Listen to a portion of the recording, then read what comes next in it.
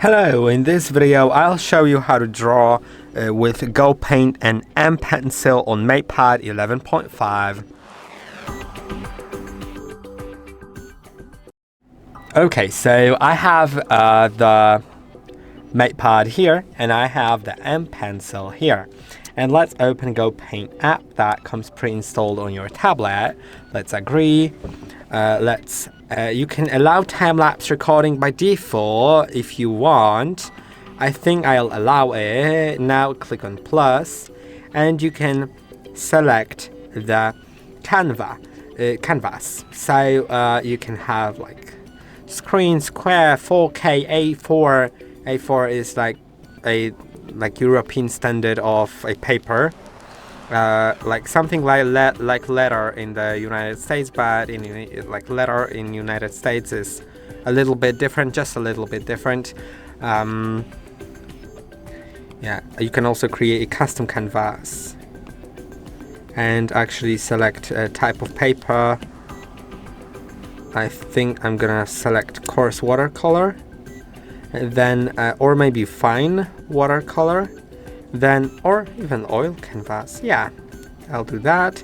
Then you can change the size here or change it manually and do everything, then confirm, and now we can start drawing. So okay, I'll skip the introduction because here we have the brushes and we can switch different brushes. I'll select this gradient line first, then I can go see here. First, let's start drawing something. If you want to change the color, then you can click in the top right corner right here to find the colors.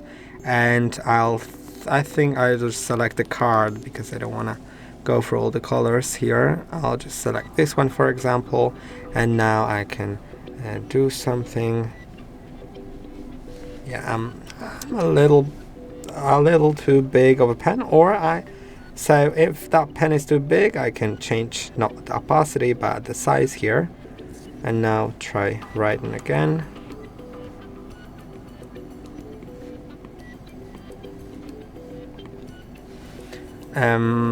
So yeah, as you can see, it works. I can also select like a very there's lots of different options here. Let's select all oil paint, and I think I'm gonna select a thick brush. Then let's go somewhere. Maybe I'll erase everything because I don't really. If you want to switch between eraser and the painting tool, you can technically double tap. It doesn't work for me. Yeah, okay, maybe it doesn't work. Maybe it has to be enabled. No, I don't know. Like maybe it just works in Notes app, not here. But yeah, let's go here and let's select. Let's start writing something. Like for example. Okay, it's a really big pen, so I'll start doing whatever. Let's do something simple, like some grass here.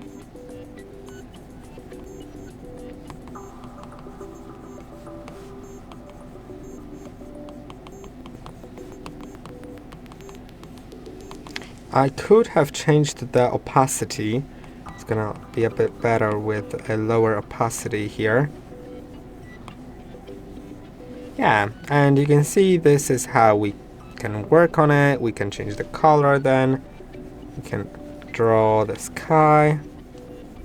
I'm like, I don't know anything about drawing, like professional drawing, so don't mind me.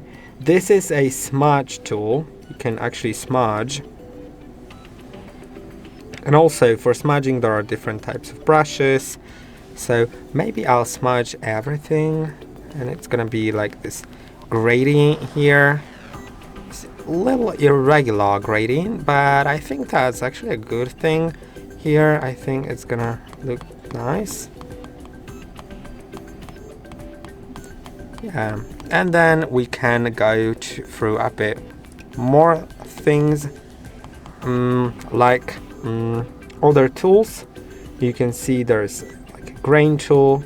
Let's select something weird like these bubbles. Maybe I'll do them in yellow, but I want a vibrant yellow, maybe this one.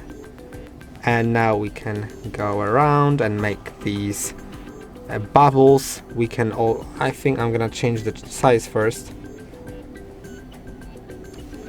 This, and now let's do those bubbles. And if you want, you can switch to some other things like I think I'm gonna select sketching, and let's select a 2B pencil so it's quite soft. And now I can like sketch something, but in a different color. I really want a different color. Let's select like gray, or yeah, it's not really gray here. I think I'm just gonna select an actual gray color. I think more black for a pencil. Yeah, you can see it technically works. I'll change a little bit the opacity and maybe the thickness. And now we can draw, I don't know, a house here.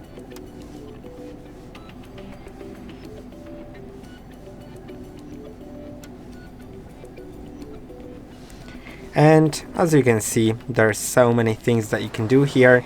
Also, there's layers. This is very important that you can add layers. So I should have done that sketch on a different layer. I'll show you what it changes, because it changes quite a lot.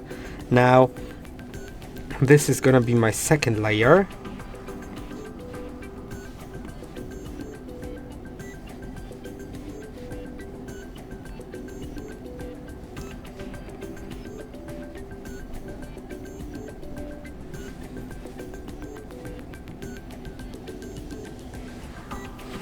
Okay, and now it's gonna be on a second layer, so I can, for example, hide it. So now I can add another layer on top of that, and or underneath it.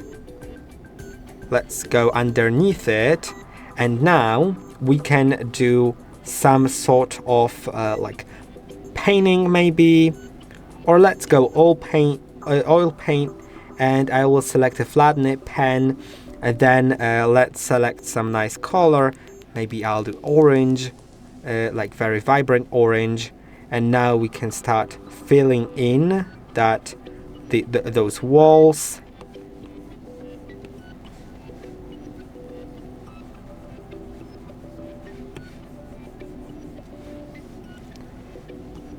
And you can see I'm going underneath, so that's really great. And I later will show you something else here. If I go through all of that, let's select some blue. I know windows aren't blue typically, but it's just like my child's expression here. My inner child's expression. Let's set a darker color so it gets more brownish, and let's do brown doors. Then I will do a rooftop. Well, I don't know how rooftops typically like should be. Let's do a gray one.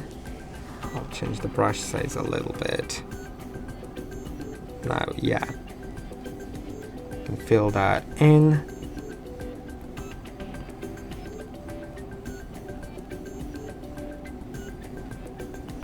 Yeah, and now I'll do a bit more here. Like, let's, for example, add a darker color, a smaller pen, and let's do some shape of the rooftop, right?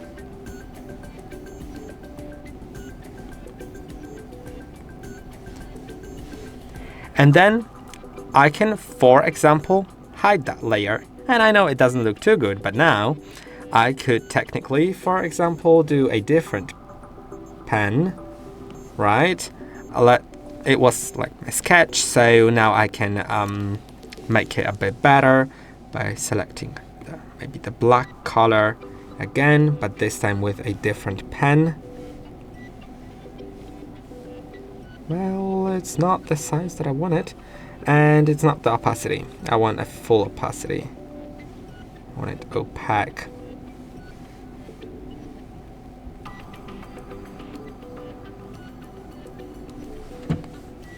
Well, it's not a professional thing here, but I'm just demonstrating the possibilities here.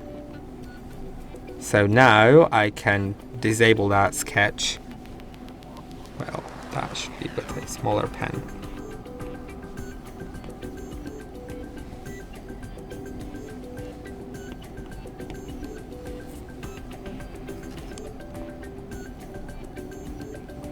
Yeah, and it's my little drawing.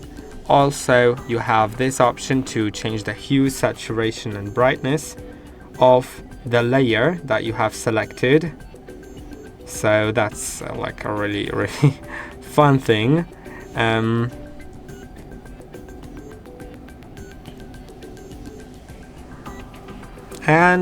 you can also change the curves.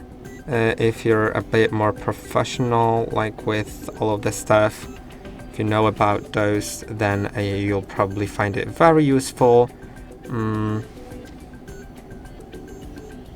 Let's make it a bit more vibrant. With those yellows maybe being a bit brighter. Okay, yeah. And there's really a lot of things that you can do here. Let's invert. Yeah, inversion isn't bad. You can sharpen it, or you can add noise. Let's do a little noise. Scale of the noise, well, maybe not that. Like a little scale of the noise. Octaves. So you can see that's what octaves change. Now we're gonna do it like that. And turbulence. Yeah, I think that will look great. You can, instead of clouds, do billows or bridges or ridges. We'll see, maybe ridges. Yeah, I think maybe that. Now there's also motion blur. You can select the direction of the motion blur and the starting point of the motion blur.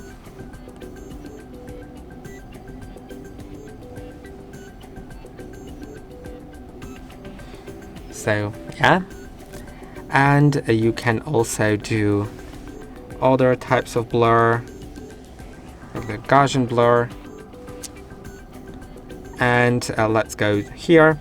You can actually as now I have different layers, I can change this layer. I can select that tool and now resize this layer.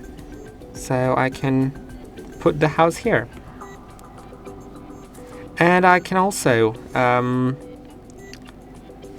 rotate it by selecting this.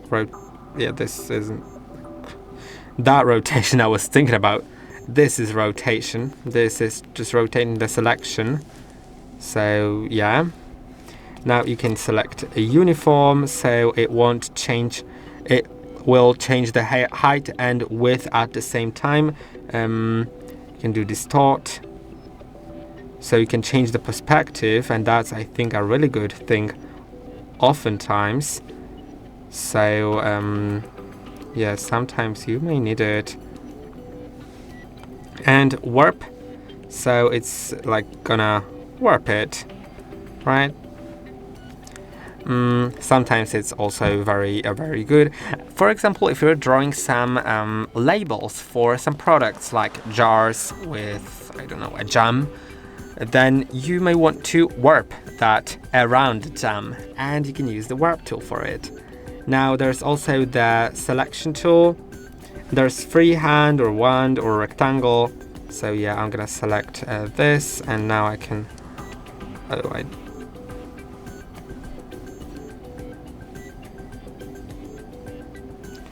And now I can invert it, invert the selection. Now once I have the selection, I can start moving the selection around. So you can see this wasn't selected, this little part, and it's not moving. And there's also some adjustments, like you can import some image, add some references, create an animation. and create a time lapse. I can play that time lapse of what I did here. I did quite a lot here. So yeah, and you can do some tutorials if you want to learn more. You can adjust the canvas, you can flip the canvas, you can export it. Let's export it to JPEG, and let's go to like just save, and it's saved to gallery.